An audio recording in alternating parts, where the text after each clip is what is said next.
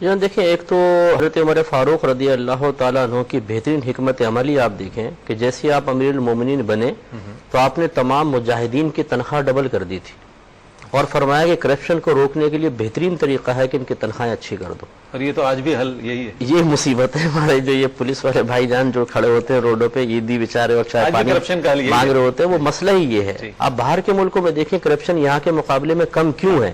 ان کی تنخواہیں اچھی ہیں، وہ اپنے امپلائی کی قدر کرتے ہیں. ہمارے یہاں ایسا نہیں ہے. اور وہ جیسے حضرت بھی فرما رہے تھے کہ باہر کے لوگوں نے اسٹڈی کیا عمر فاروق رضی اللہ تعالیٰ عنہ، ان کی کامیاب حکومت کے انہوں نے نکات کو ہم سے زیادہ جانا ہے اور اس کو باقاعدہ عملی طور پہ نافذ کیا. کیا فرمائیں گے مفتی صاحب، چونکہ پروگرام اپنے آخری مراحل میں داخل ہو رہا ہے، آپ کے پورے عہد مبارک جو 10 سال یا اس سے کچھ عرصہ کچھ زائد پر مشتمل ہے، اس میں جو سب سے بیسک ایلیمنٹ نظر آتا ہے وہ عدل ہے. اس حوالے سے عدل اور اس کے قیام کے حوالے سے جو آپ کی کوششیں ہیں یا جو آپ کی حکمت ہے، کچھ فرمائیے گا اس حوالے سے. دیکھیں، قیام عدل کا بھی ایک سبب ہوتا ہے اور وہ سبب ہے اللہ تبارک و تعالیٰ کی گرفت کا احساس. ایز اے مسلم الحمدللہ ہمارا تو ایمان ہے کہ میدان محشر میں محاسبہ ہوگا، لیکن وہ یقین کاملیت کے درجے تک بعض اوقات نہیں پہنچا ہوتا. اسی لیے یقین ہے، لیکن جو یقین کامل ہماری عادات میں، اطوار میں، کردار میں، سوچ میں، افکار میں چینج لے کر آتا ہے، وہ ہمیں حاصل نہیں ہے. یہ وہ بزرگان دین تھے کہ یقین بھی تھا اور کاملیت کے درجے تک بھی پہنچا ہوا تھا. یہی وجہ کہا جاتا ہے کہ کبھی اگر آپ جلال میں ہوتے اور کوئی اللہ تبارک و تعالیٰ کے عذاب کی آیت آپ کے سامنے پڑھ دیتا تو ایک دم آپ کا جلال ختم ہو جاتا تھا. اور ایک دفعہ تو روایت میں آتا ہے کہ آپ اونٹ پہ سوار تھے، کسی نے عذاب کی آیت پڑھ دی تو خوف خدا کے باعث آپ بے ہوش ہو کے زمین پہ تشریف لے آئے اور 1 مہینے تک بیمار رہے. تو جو شخص اتنا اللہ تعالیٰ سے ڈرتا ہو، اتنا خوف رکھتا ہو، یقینی سی بات ہے وہ کیسے کسی کو رعایت دے کر اور عدل و انصاف سے دور کر سکے گا. تو یہ سب سے بڑی وجہ یہی ہے. آج جیسے حضرت نے شاید فرمایا کہ ہمارے ہاں وہ چیز ہے ہی نہیں. خود احتسابی کا عمل تو ختم ہی ہو گیا. بالکل، خود احتسابی بھی خوف خدا کی وجہ سے ہوتی ہے نا. یہی عمر فاروق رضی اللہ تعالیٰ عنہ فرمایا کرتے تھے کہ اے لوگوں، اس سے پہلے کہ میدان معاشر میں تمہارا حساب و کتاب ہو تو دنیا میں اپنا محاسبہ کر لو.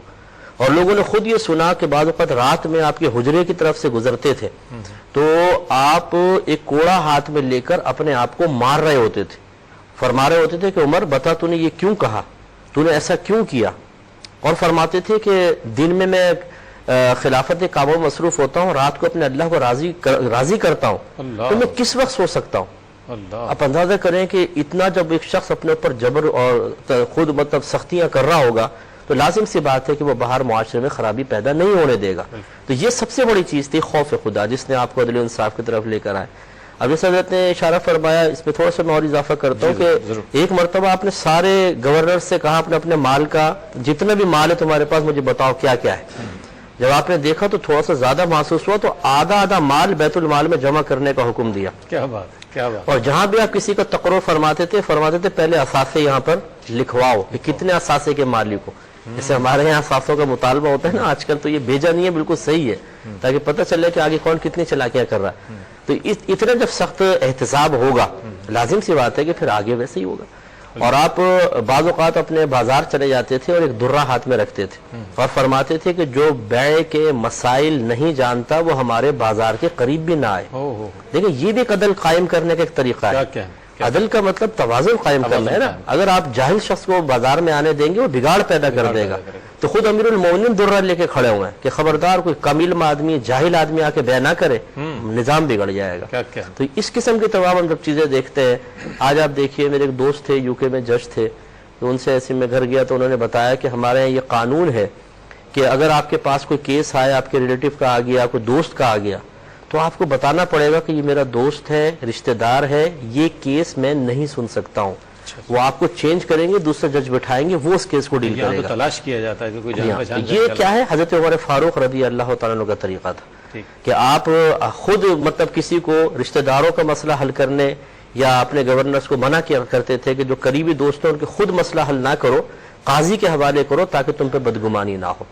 یہ وہ برکات تھی ان حکمت عملی کی، پریکٹیکل طور پہ ان کاموں کو کر کے دکھانے کی کہ آج الحمدللہ ان کی مثالیں دی جاتی ہیں.